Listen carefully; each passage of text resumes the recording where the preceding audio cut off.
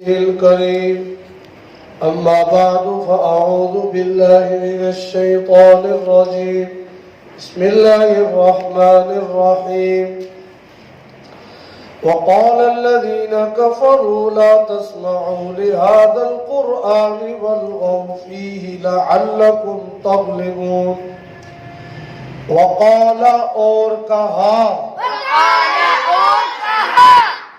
الذین ان لوگوں نے جو کفروا انہوں نے کفر کیا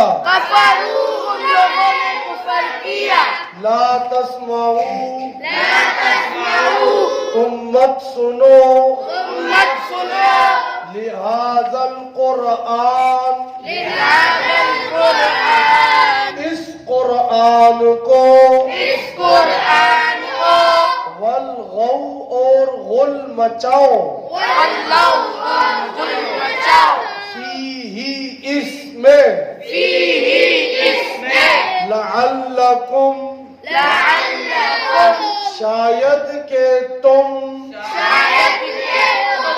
تغلبون تم غالب آ جاؤ فَلَنُذِيقَنَّ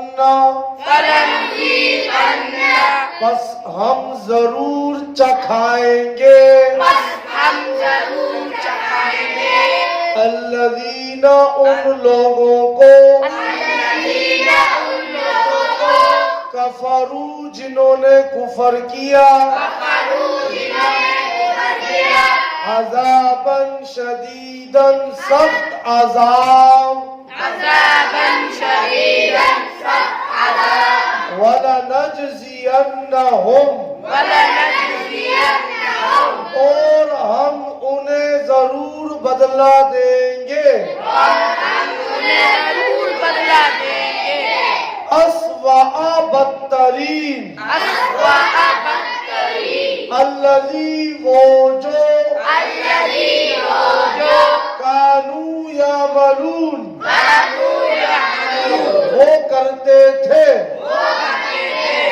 ذالک یہ جزاء بدلہ ہے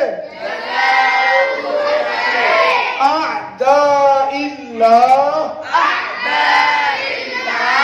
اللہ کے دشمنوں النار جہنم لہم ان کے لیے فیہا اس میں دار الخلد ہمیشگی کا گھر ہے جزاء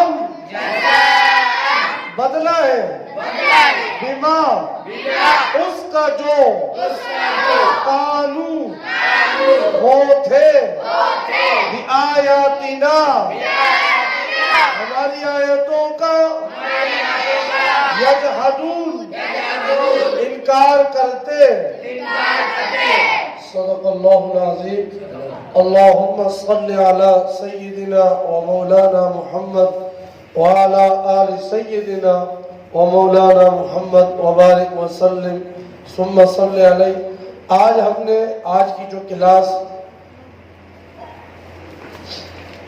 آیت نمبر 26 سے ہم نے ترجمہ جو ہے وہ شروع کیا اس سے پچھلی آیت نمبر 25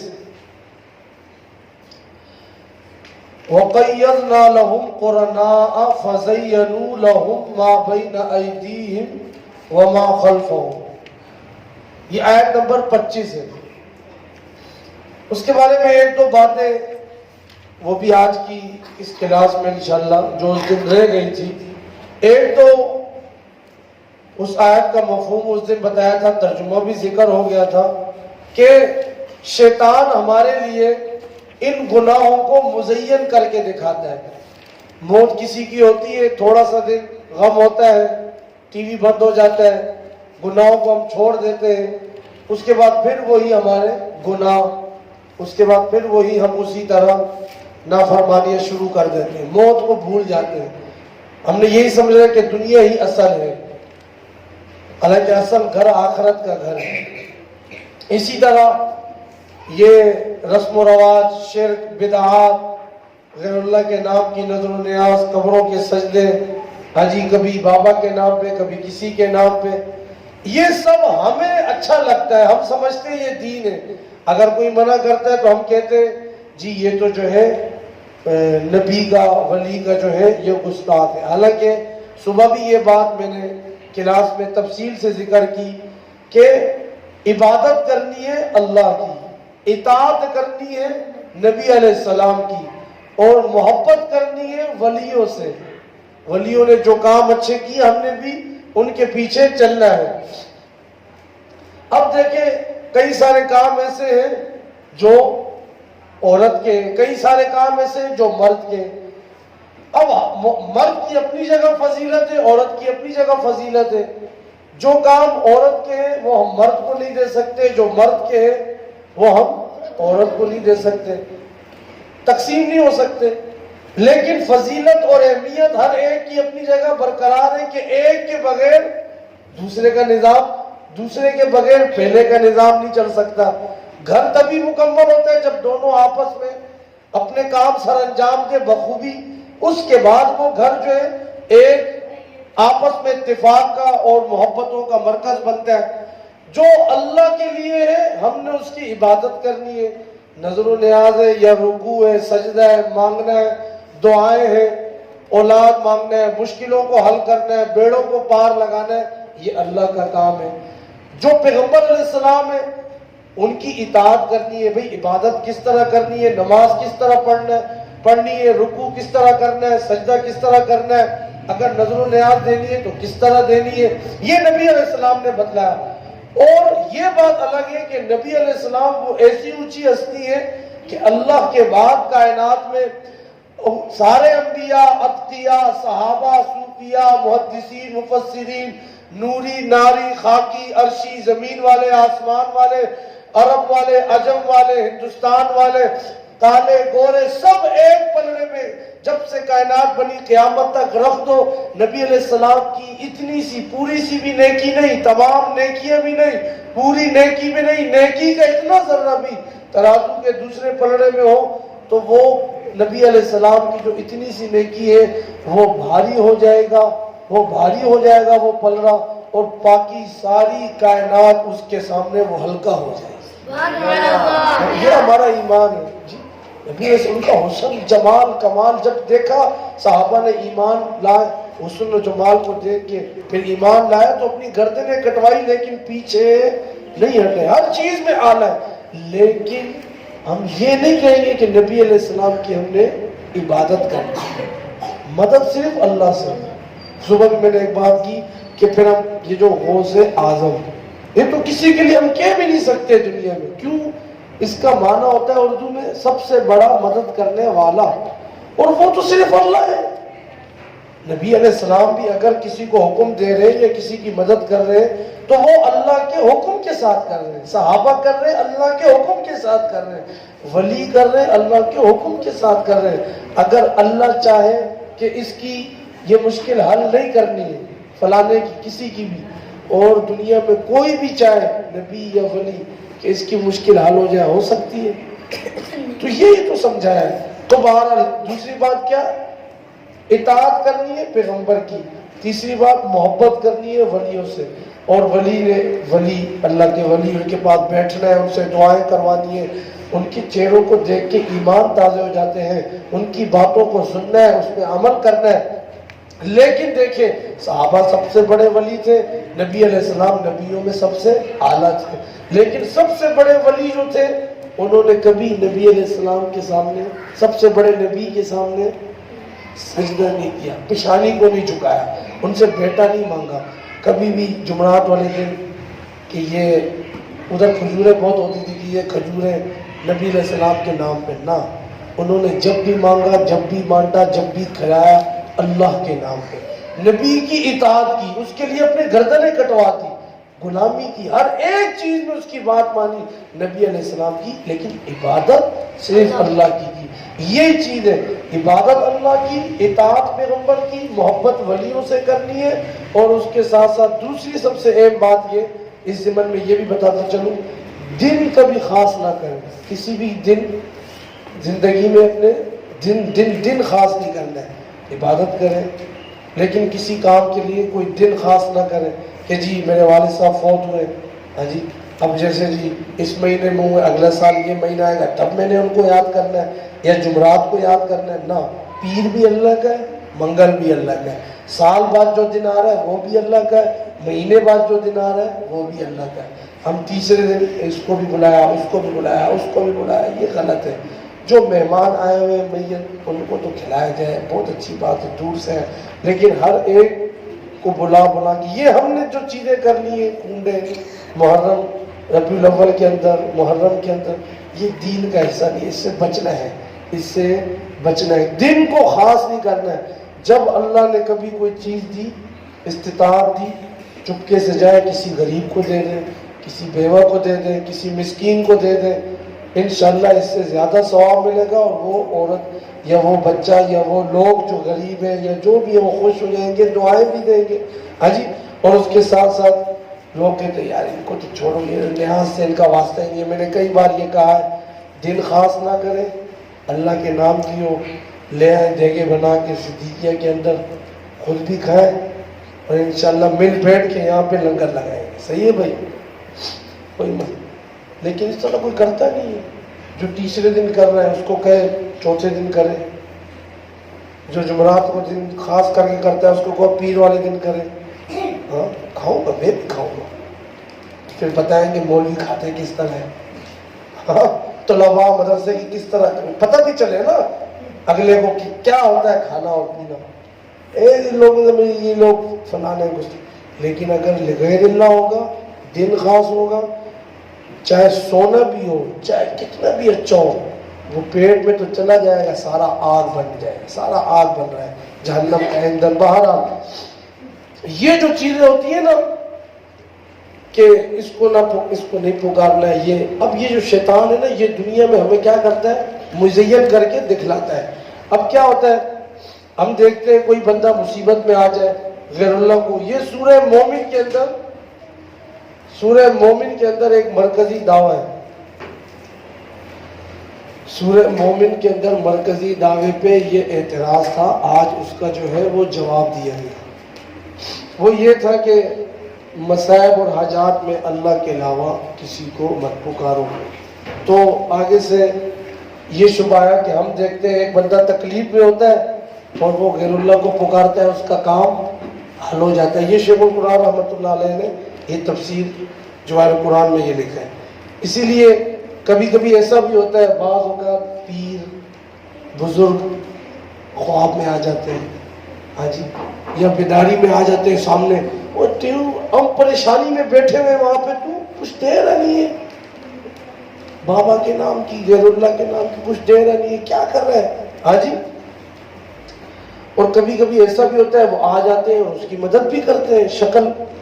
تو اس کا یہ جواب دیا کہ جی یہ ایسے لوگ ہیں جن کے دل مردہ ہو چکے ہوتے ہیں، یہ شیاطین ان پہ مسلط ہوتے ہیں، ہر ممکن سے انہیں گمراہی میں ڈالنے کی کوشش کرتے ہیں، اور وہ انسانی شکل میں شیاطین پھر آتے ہیں اور ان کی مدد کرتے ہیں جی، کیونکہ ان کے دلوں پہ ختم اللہ علی قلوبہم، مہر جباریت لگ گئی ہے۔ اور اسی طرح یہ بھی ہوتا ہے کہ وہ کفر و شرک کو مزین کر کے پیش کرتے ہیں، بابا یہ اچھا کام ہے، ایسی یہ باتیں کر رہا ہے گستاخ، اس کو چھوڑیے، اچھا کام تو کر رہا ہے، ہاں جی، داڑھی نہیں رکھ، نمازیں نہیں پڑھ، اللہ کے نبی اسلام کی پیروی نہیں کر، بس 10 نہیں ہے 20 30، نبی تجھ سے راضی، جھنڈا لگا دے، نبی تجھ سے راضی، یہ ساری چیزیں ہاں جی یہ خوبصورت بنا کے پیش کرتے ہیں اور اس کو تکلیف دیتے ہیں۔ مس سے شیطان اس طرح مس کرتا ہے، کوئی بیماری، کوئی گر گیا، کوئی نقصان ہو گیا، اب کیا ہوتا ہے جب وہ اس کو بابا کو کرتا ہے، بابا کو، غیر اللہ کو، اللہ کے علاوہ کسی کو بھی اس کو چھوڑ دیتے ہیں۔ پہلے تکلیف میں تھا، جیسے ہی وہ اللہ کے علاوہ کے اوپر دھیان کیا، اس نے کیا کیا؟ شیطان نے چھوڑ. یہ کیا سمجھتا ہے واقعی میں اللہ کے علاوہ دنیا میں دوسرے لوگ بھی تکلیفوں کو دور کر سکتے ہیں. حالانکہ ایسی بات نہیں ہے. یہ شیطان ہوتا ہے جو تمہارے ساتھ لگا ہوا ہے, وہ تمہیں مست کرتا ہے. جب تم کسی اور کو پکارتے ہو وہ کہتا ہے چلو یہ تو گیا, اس نے تو میرا کام پورا کر دیا جو میں چاہتا تھا, پھر وہ اس کو چھوڑ دیتا ہے. بہرحال تو یہ یہاں پہ اللہ نے فرمایا. اس کے بعد پھر کیا ہوتا ہے؟ ہر طرف سے ہر ممکن طریقے سے گمراہ کرتے ہیں, شرک کی حمایت کا ان کو جو ہے ہیلا بتاتے بھائی اس طرح کرو اس طرح. اب آج جو آیت پڑھی گئی اس میں سے ایک دو آیتیں, کیونکہ مختصر سی کلاس ہم نے پڑھنی ہوتی ہے, باقی انشاءاللہ کل کے درس میں کریں گے انشاءاللہ. وقال الذین کفروا لا تسمعوا, یہ ہے آیت نمبر 26. کافر لوگ کہنے لگے لا تسمعوا لهذا القرآن والغوا فیہ لعلکم تغلبون. یہ دوسرا شکوہ ہے, وہ لوگ خود بھی اعراض کرتے سنتے نہیں. اب یہاں پہ فرمایا پہلے اس سے پہلے یہ ذکر ہوا وہ سنتے نہیں اعراض کرتے, یہ پہلے ذکر ہو چکا ہے. اب دوسرے نمبر پہ یہاں پہ اللہ نے فرمایا جو سنتے کہتے وہاں جا کے شور و شگب کر دو, والغوا فی, وہاں پہ جا کے ان کے اندر ایسی باتیں کرو تاکہ لوگ قرآن سے ادھر ادھر ہو جائیں. جو قرآن سنانے والا ہے اس سے لوگوں کو دور کر دو. دوسرے لوگوں کو بھی قرآن سننے سے روکتے تھے اور کہتے تھے جب قرآن پڑھا جائے سنا نہ کرو بلکہ شور و غوغا برپا کر دیا کرو تاکہ تم اس نبی محمد صلی اللہ علیہ وسلم پر غالب آ جاؤ. اللہ اکبر. یہ بھی مطلب ہے کہ قرآن کا مقابلہ کرو, بےہودہ اعتراضات پیش کیا کرو تاکہ جو ہے قرآن کی طرف لوگوں کے دل مائل نہ ہو سکے. اب سورہ حامیم السجدہ آیت نمبر 14, سورہ حامیم السجدہ آیت نمبر 14, اللہ فرماتے ہیں لو شاء ربنا لانزل ملائکۃ. پہلے نمبر پہ بات تو یہ کہ وہ اس نبی کو ماننے کے لیے تیار نہیں تھے. وہ کہتے تھے اگر اللہ چاہتا تو کسی فرشتے کو رسول بنا کر بھیج دیتا تو ہم اس کی بات مان لیتے, مگر نہ ہم اپنی برادری کے ایک شخص کو کیسے رسول مان لیں جس کے اندر کوئی ایسی خصوصیت ہم سے برتری والی نہیں ہے. نہ سنو نہ اوروں کو سننے دو, صحیح ہے, نہ خود سنو اور کوئی دوسرا سننا چاہے درمیان میں شور و گل کر لو. اور اس طرح یہ بھی ہے, دوسری جگہ یہ بھی آتا ہے جو قرآن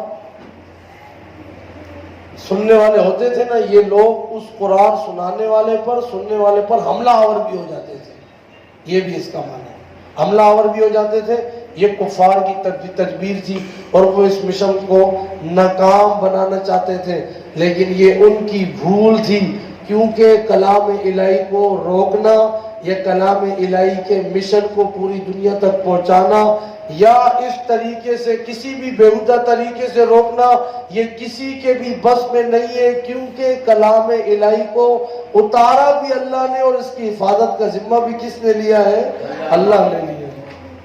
تو بہرحال سورہ اعراف میں اللہ پاک فرماتے ہیں وَإِذَا قُرِئَ الْقُرْآنُ فَاسْتَمِعُوا لَهُ وَأَنصِتُوا لَعَلَّكُمْ تُرْحَمُونَ. یہ قرآن کے آداب میں سے, جب قرآن سنا جائے تو اسے قرآن پڑھا جائے, جہاں بھی قرآن پڑھا جائے اسے خاموشی سے سنو اسے. ہاں جی, خاموش بھی رہو سنو بھی سے, دونوں چیزیں. فَاسْتَمِعُوا لَهُ, سنو بھی خاموش بھی رہو, لَعَلَّكُمْ تُرْحَمُونَ, تاکہ تم پر رحم کیا جائے. ہم یہ جو کہتے ہیں عذاب آ رہا ہے, مصیبت آ رہی ہے, تکلیف آ رہی ہے, تو پتہ چلا کہ رحمت کب آئے گی؟ جب ہم کیا سنیں گے؟ قرآن. یہاں پہ اللہ نے خود ہی بتلا دیا.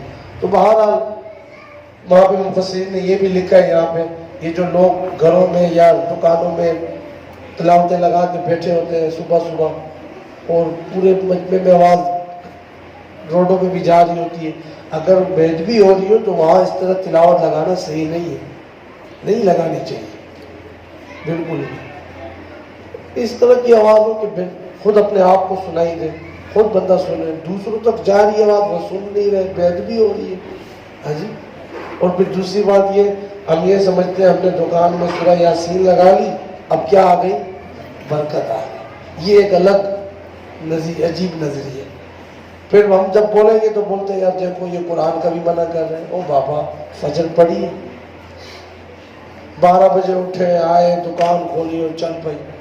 پورے دن میں 5 نماز کے وقت دکان بند کی. ہاں جی. رات کو گناہوں سے رکے، کوئی آ رہا ہے ملاوٹ نہیں کر رہے، ناپ تول میں کمی تو نہیں کر رہے. جب یہ سب کام ہو رہے، اب قرآن بھی سنیں گے تو برکت انشاءاللہ آئے گی. صرف یہ کہ اپنا ہم کماتے بھی رہے، وہ سورہ یاسین لگا دی اور اس سے برکت آ جانا، ایسے نہیں ہوتا ہے. اللہ رب العزت دین کے اندر جو تقاضے رکھے ہم نے ہر ایک کو پورا کرنا ہے. تو بہرحال اللہ پاک فرماتے ہیں فَلَنُذِيقَنَّ الَّذِينَ كَفَرُوا عَذَابًا شَدِيدًا وَلَنَجْزِيَنَّهُمْ أَسْوَأَ الَّذِي كَانُوا يَعْمَلُونَ. یہ ان لوگ جو قرآن کے اندر شور و گل ڈالتے ہیں ان کی سزا کا آگے تذکرہ کیا، اور انشاءاللہ اگلی کلاس میں الحمدللہ